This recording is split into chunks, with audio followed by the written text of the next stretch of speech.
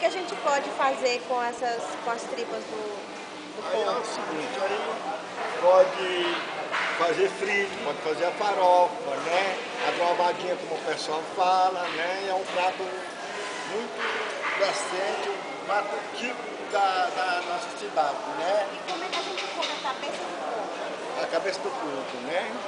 Feito frito, feito guisado, né? Faz guisado também. Faz feijoada também. O senhor vende muito as vísceras do porco? Não, não vende. De um tempo desse Menos. pra cá tá sobrando porque o pessoal velho do meu tempo já estão se acabando. Aí os novos que estão chegando não sabem aproveitar.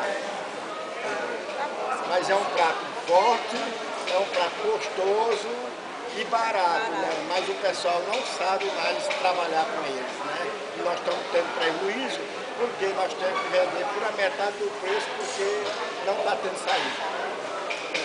tá, São Francisco. Muito obrigada. Obrigado a vocês, que Deus abençoe e que vocês tenham êxito com esse serviço, né?